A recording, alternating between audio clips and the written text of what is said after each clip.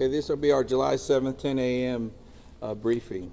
Search and rescue operations are ongoing throughout Kerr County. We're using assets from local, state, and national first responders. Hundreds of trained first responders are working every aspect of this emergency. As of 8:30 this morning, we recovered 75 deceased bodies here in Kerr County, including 48 adults and 27 children. Of this 48 adults and 27 children, 15 adults and 9 children are pending identification. At present, there are 10 campers from Camp Mystic unaccounted for and 1 counselor. We continue to offer our condolences to those affected. Reuniting the families remain our top priority here on this operation. Please note that Highway 39 of an Old Ingram Loop remains closed to the public. Other than those who live in that area would not be allowed out there. I will now turn it over to Senator Cruz. City Manager Dalton Rice. Good morning, Dalton Rice, the City Manager for the City of Kerrville. As everybody knows, we are working in conjunction with the city under a unified command response and again, a lot of devastation. Our hearts go out to the families and the victims. We want to continue to work together as a community. We love the media support on this to be able to communicate that message, communicate family, communicate togetherness, and we really appreciate all the support and helping us be able to do that. Search and rescue, as the sheriff said, search and rescue operations will continue today from Hunt in North Kerr County all the way to Canyon Lake in Comal County. Now, we're only focused on the Kerr County side, but we wanted to talk about that because a linear from Hunt all the way to Comal County in a straight line distance is over 100 kilometers. This is a massive field that is happening, and again, this is unprecedented flood events. So we are still currently in the primary search phase, which is the rapid one. They are running it, we have different segments that are gridded out. Each one of those segments are taking anywhere between an hour to 3 hours, up to 2 kilometers for each segment. So what that means is they're running into a lot of technical challenges with terrain, with water, even potentially, with weather, in the rising fields. We've talked about this before. Volunteers stay out of the way because if we start getting weather reports and all the other complications that are out there, we then have to pull off of those search and rescue missions to be able to communicate to those volunteers to get off, to make sure that they don't become victims themselves. Those operations involve 19 different local and state agencies, in addition to conducting primary and secondary searches. They will be conducting welfare checks on areas in North Kerr County impacted by power outages. And when we say search and rescue operations, that is boat, walking, on the ground, dogs, drones. Again, keep personal drones out of the air, helicopters. We do have other assets that are continuing the search as well. As of present, KPUB, which is the Kerrville Public Utility Board, is reporting continued power outages between Hunt and Ingram along the South Fork of the Guadalupe River in Hunt. In the South Fork area, there are approximately 40 down power lines and significant infrastructure damage. KPUB has brought in additional utility personnel to help with restoration, but it's not possible at this time when the power is going to be restored. There are some substations along with those power lines that we are still trying to get access to just from debris buildup or them being completely wiped out. So we do not have an estimated time on when those are going to be fixed. We continue to have substantial number of requests for volunteers, as I said before, and donation opportunities. We are asking those who want to volunteer to contact the Salvation Army in Kerrville by phone at 830-465-4797 or in person at 855 Hayes Street in Kerrville.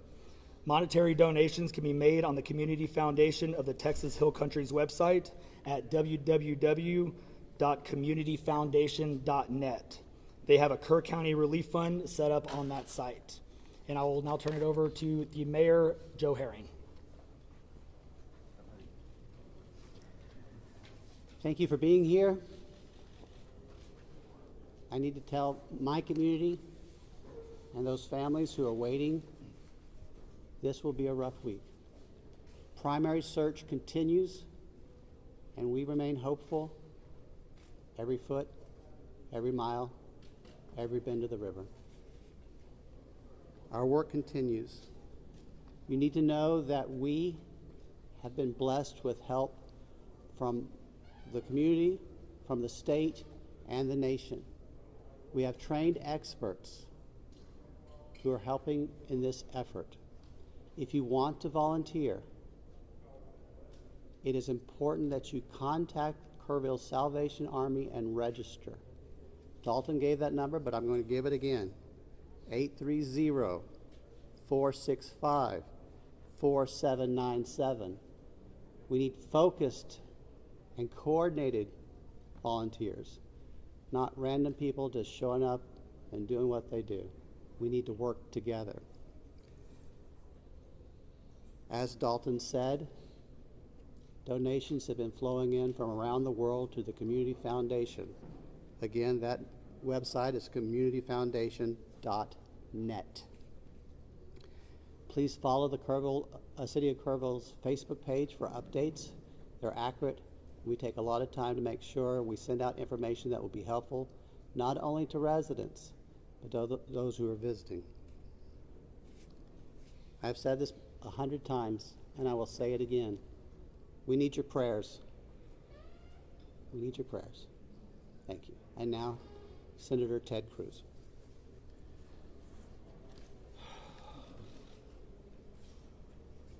Texas is grieving right now.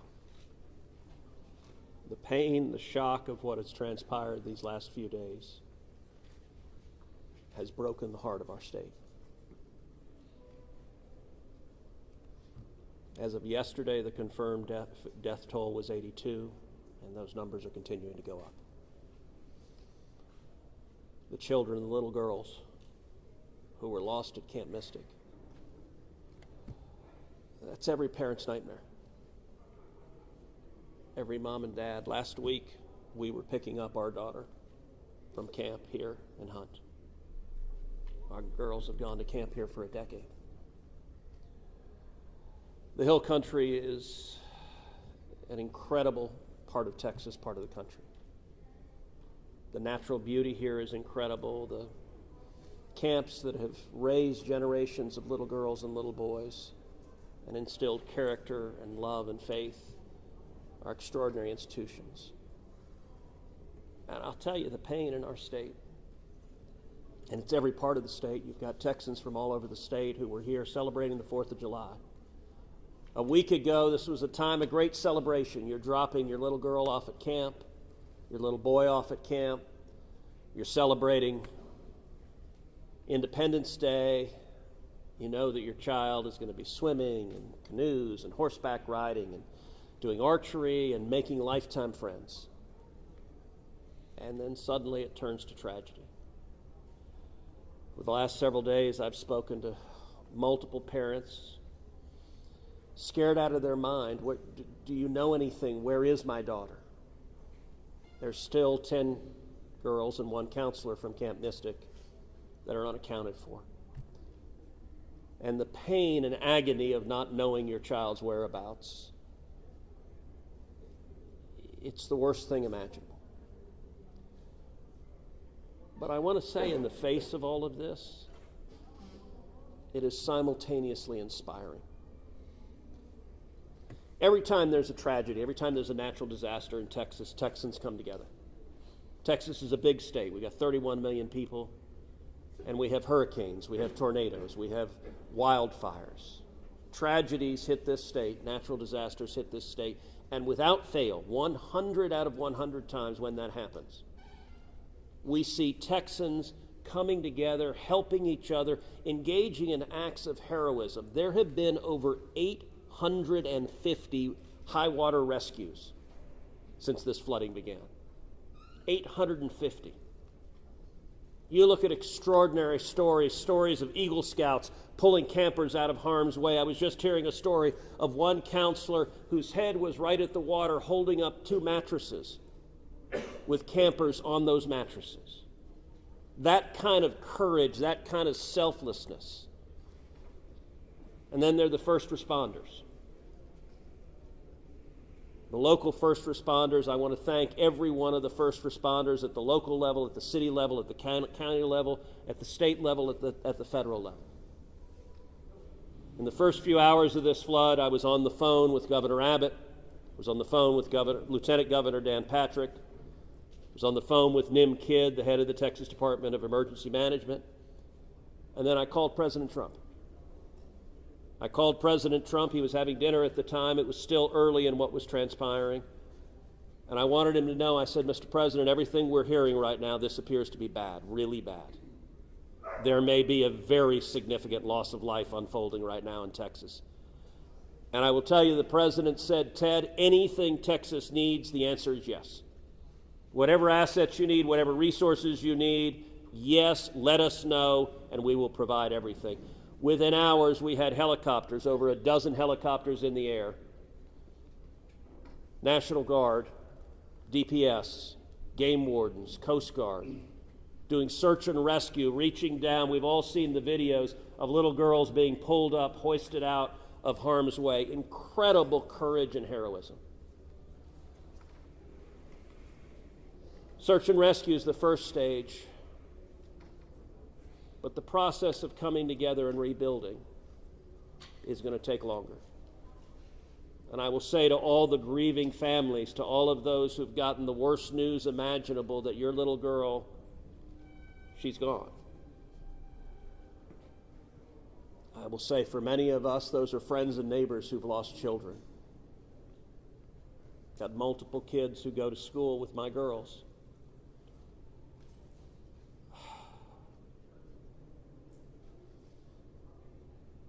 The mayor asked for prayers. And I want to say thank you to the millions of Texans, to the millions of Americans, to the millions of people all over the world right now who are praying for Texas and praying for those parents. Going through this grief, it is going to take love, it is going to take friends and family embracing and hugging and holding them while they weep. And it's going to take the church. With every disaster, one of the things we see here in Texas is the church steps up and the church helps and the church feeds and clothes and comforts. This morning I met with a group of chaplains who've been going through the incredibly difficult process of talking to mom and dad after mom and dad who just lost the most precious person they ever knew. And those chaplains are just trying to love them and show God's love. So I want to say we will come through this. To those in the midst of grief right now, that might seem hard to fathom. But Texas will come through this. And I just want to say thank you. I want to say thank you to these gentlemen here who are working. They are not sleeping. They are working every day. Thank you to the families. Thank you to the Salvation Army. Thank you to everyone who is just reaching out and saying, how can I help? We will come through this, and we'll come through this together. Thank you. And now we'll take questions. Senator, you talked about how you know kids here and you've taken your own kids to camp. Was it ever communicated to you that there was a need, that it was a priority to have a warning system so people had a chance to escape something like this? Well, listen, I think anytime you're dealing with major rivers, there's a risk of flooding, and there's always been a risk of flooding, particularly on the Guadalupe River. I will say, in the wake of every tragedy, there are things that are predictable. One of the things that's predictable is that you see some people engaging in, I think, partisan games and trying to blame their political opponents for a natural disaster. And you see that with a hurricane, with a tornado, with a wildfire, with this flooding, where people immediately say, well, the hurricane is Donald Trump's fault. Look, that I think most normal Americans know that's ridiculous, and I think this is not a time for partisan finger-pointing and attacks. Now, after we come through search and rescue, after we come through the process of rebuilding, there will naturally be a period of retrospection where you look back and say, okay, what exactly transpired? What was the timeline? And what could have been done differently to prevent this loss of life? And that's a natural process. I think it should not happen in a bitter and partisan sense, but it should happen in a reasonable sense of saying, what lessons can we learn? And I will give an example. You know, Houston's my hometown. If you live on the Gulf Coast, we get hurricanes. That's part of living on the Gulf Coast as hurricanes hit. And I do think Texas as a whole has learned over time how to deal more effectively with hurricanes. And so you look here, we know the National Weather Service put out an emergency warning just after 1 a.m. and a second emergency warning just after 4 a.m. Now, obviously, most people at 1 a.m. and 4 a.m. are asleep. And so I think we will have a reasonable conversation about, A, are there any ways to have earlier detection? And some of that, the limits of a flash flood, they're very difficult because they can arise so quickly. But everyone would agree in hindsight, if we could go back and do it again, we would evacuate particularly those in the most vulnerable areas, the young children in the cabins closest to the water. We would remove them and get them to higher ground if we could go back and do it again. Obviously, everyone would. The people in RVs by the river's edge. We know in disasters like this, RVs and mobile homes are particularly susceptible, whether a flood or a hurricane or a tornado, they're particularly susceptible to that.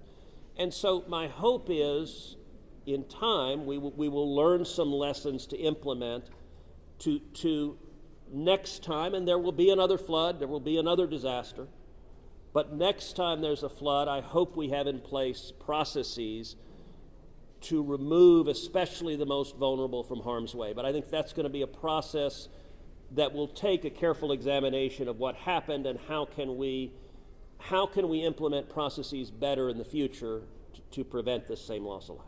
Senator, there were claims that the National Weather Service sent that first flash flood warning that should have alerted phones at 1:14 in the morning.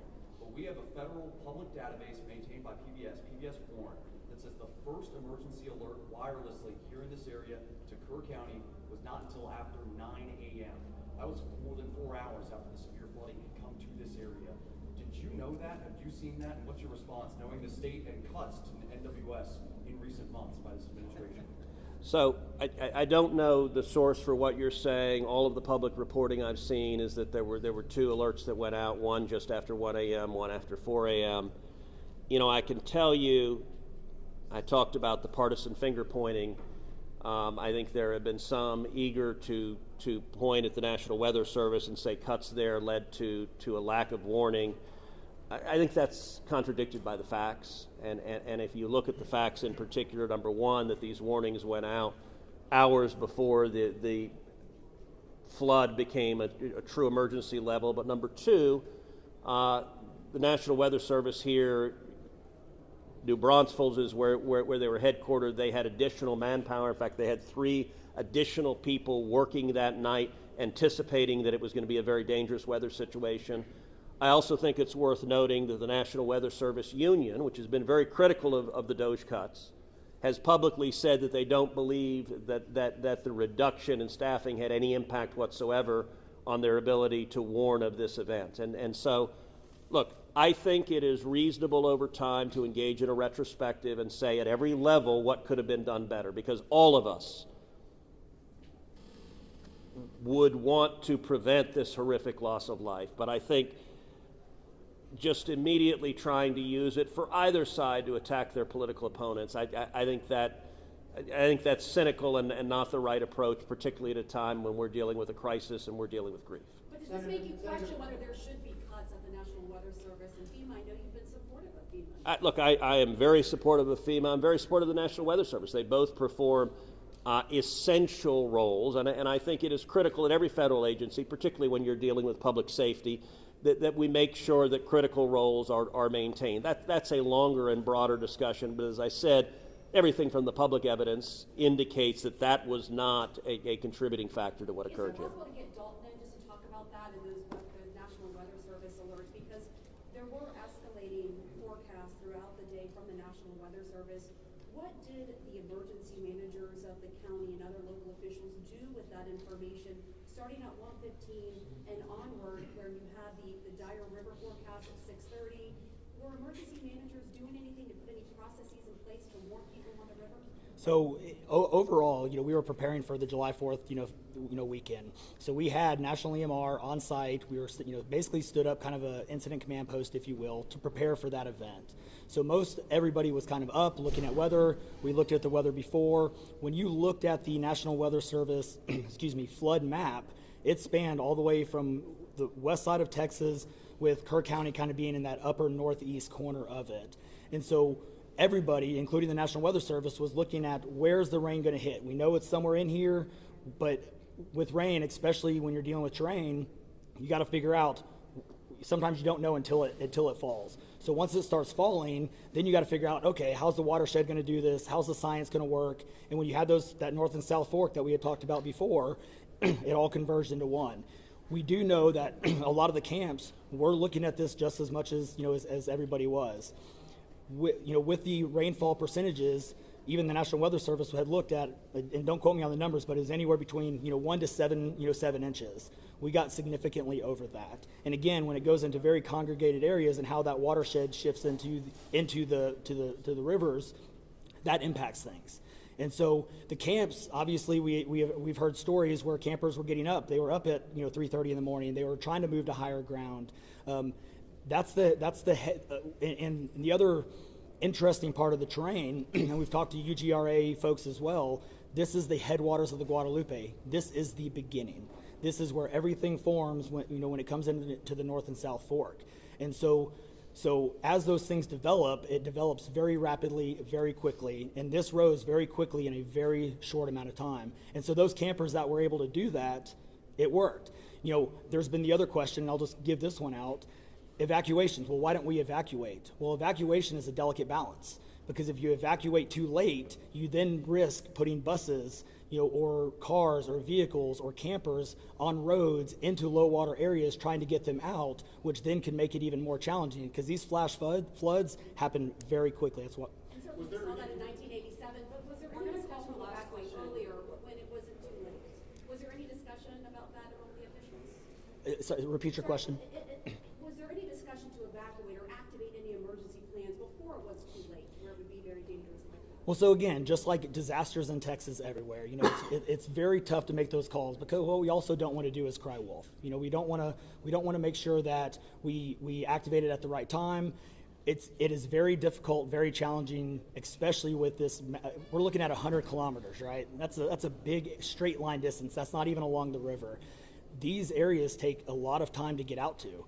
So even when first responders were on the ground at 3:30 in the morning, and we had reports, we had first responders that were getting swept away, actually responding to the first areas of rainfall. That's how quick it happened. First responders who have experience, who are Swiftwater qualified, were driving as soon as the rain started falling, were driving to these areas, and one of them got swept off the road. So what had been done? One last question, everybody, one last question. Between 1 and 4 a.m. from local law enforcement to the camp, saying, I know you can't get buses in an hour, but was there anyone telling the camp between 1 and 4 a.m.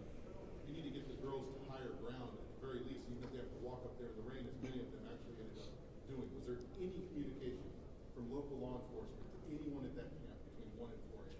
That I don't know off the top of my head. What I do know, though, is there's 55,000 people in Kerr County. Kerr County is a massive, massive area. From here to those camps is 45 minutes on a good day. And so, obviously one of the big challenges that we have, even when you have cell service, a lot of those areas don't even have cell service. Radio communications towers, radio towers within the hill country becomes very challenging. So there's a lot of areas, especially when weather comes in, where cellular towers are down or you already have bad service. So there's a lot of factors that play and a lot of variables in there on communication that, again, I think as we work through this process, we know everybody has a lot of questions regarding what are the next steps and what's next. And I think all of these things, these are all great questions. And as we continue search and rescue and as we continue to move to the next step, we definitely want to dive in and look at all of those things, from cell service tower to radio communications, or emergency alerting. Any of those things, I think we all really need to take a look at and review. And we're looking forward to doing that once we can get the search and rescue and stuff complete. In regards to the total number of, before I say anything else, I just want to say thank you to you, all the first responders, everyone involved. We've been praying. Thank you. We've been praying. The media's been praying. Thank you guys for doing that. I've got two questions. One for you, try to get an accurate count on number of missing. I know you can't. I know we don't know we don't know what we don't know. Yes. But do we know a rough idea on total estimates that are still missing overall throughout the county? And then one other follow-up, this may be for Senator Cruz. A lot of speculations being made about this being somehow man involved with the weather modification, with some of the rainmaker technology, working with farmland. Do you think any of that, is there going to be any investigations into that, or can you communicate anything on that? Let me answer your first question. I'm definitely turning that second one over to him. So on the first question, with missing persons, so obviously we have the knowns, the Camp Mystic kids, which is the numbers coming down as the sheriff has stated, and then we have the unknowns. We don't know what we don't know. We actually have a 5 hotline line. It fluctuates between 3 and 5, but we're working on it. We get calls 24 hours, 7 days a week. We haven't hit the weeks yet, but we're still taking in calls.